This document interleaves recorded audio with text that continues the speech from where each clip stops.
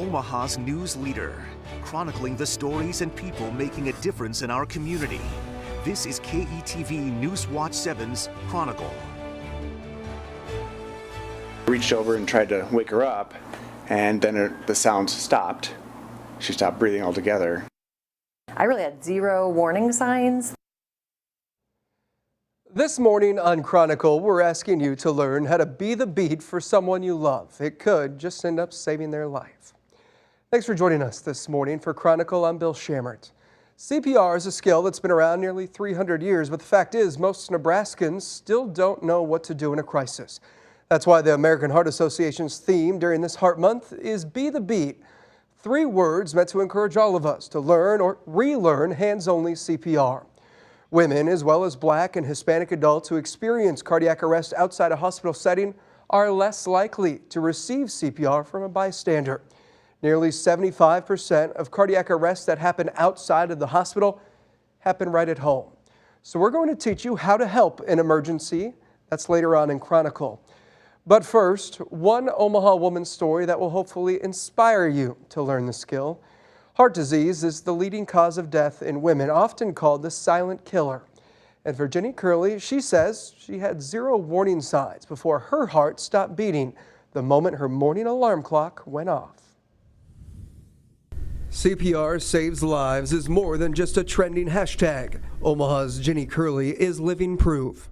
I really had 0 warning signs. There was no irregular sense of anything in my body. At 42 years old, her alarm went off and her heart stopped. And so I reached over and tried to wake her up, and then the sounds stopped. She stopped breathing altogether. That's when Mark called 911 and helped save his wife's life. Doing CPR had not even crossed my mind. I didn't even think of that. But the dispatcher then walked me through it. And the dispatcher was counting with me on the phone, 1, 2, 3, 4, tell me how fast to go. Jenny was one of the nearly 500,000 Americans, people like Buffalo Bills safety Damar Hamlin, who go into cardiac arrest every year. If you don't have the kind of care I have, it's hard to survive a cardiac arrest. When somebody is performing CPR, what are they doing? Basically compressing the heart in between the sternum and the backbone and causing kind of a squeezing effect. And basically because there's valves inside the heart, it basically causes the heart to force blood out in a one-way flow, and to provide kind of that life-saving measure to stabilize the patient just enough to where they can get to definitive care. CPR can double, even triple a person's survival chances. I think, in an ideal world, we would all be educated on this, all for the, signs and symptoms, and then being able to have that confidence to go and perform CPR on a bystander or someone that went down in front of you in a public place, wherever the situation might be. And in the decade since, Jenny's made the most of her second chance. My joke is that, I died because they call it cardiac death. I died and God and the devil were sitting there saying, I don't know, who gets her? And at the end of that, they decided to throw me back into the earth and see what I would do with the rest of my life. Well, with the rest of her life, Jenny has been paying it forward. This year, she's a Woman of Impact nominee, hoping to raise thousands of dollars between now and April to impact heart-healthy lives for women across the state. You can find a link to that. We'll include it with this episode of Chronicle at KETV.com. To discuss some of the early warning signs about stroke and heart health, we are joined by Dr. William Nestor. He's a cardiologist with the Methodist Health System. Dr. Nestor, let's start with the basics. According to the CDC, heart disease is the #1 killer and has been for decades. Why hasn't that changed?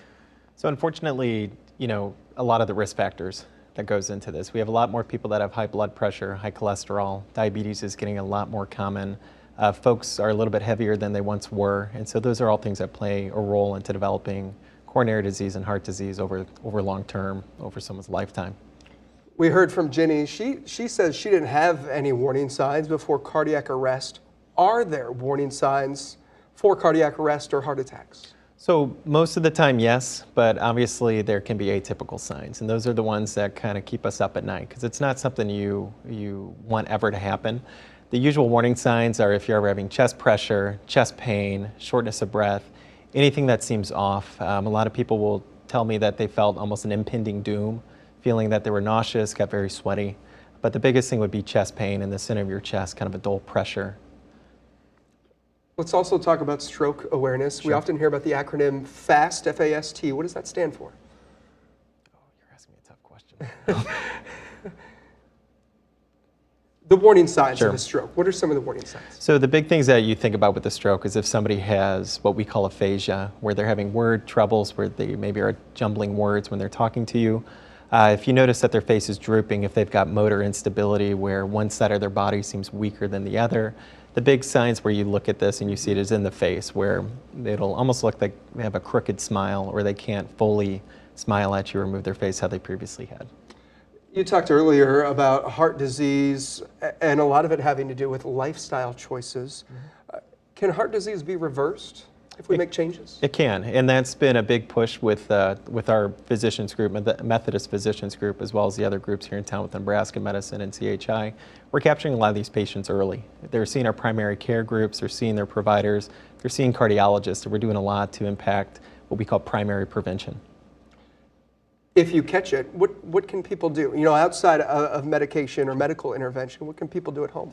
So the biggest things that I stress to all my patients is getting a regular exercise schedule. And to me, exercise is walking. You know, I need my folks to walk about 20 minutes a day, a few times a week is where we start. Making healthy choices when they're eating, obviously not smoking, which most people are not doing anymore. We've seen that diminish over time. And routinely following up with their primary care physicians and cardiologists for checking, you know, lipids, other labs that need to be routinely monitored. What do you think is misunderstood about heart disease? That affects a lot of people. It really does. And that, you know, it can happen unexpectedly. You can see it happen with young people. You can see it happen with people that were otherwise healthy, that not everybody is immune to this. And there is a genetic component, but there's also, you know, things that we can modify. Dr. Nestor, thank you so much for joining us Thanks. today. Coming up next on Chronicle, CPR hits home for the KETV family. The story of parents and a 12-day-old baby saved with the help of a 911 operator. We'll be right back.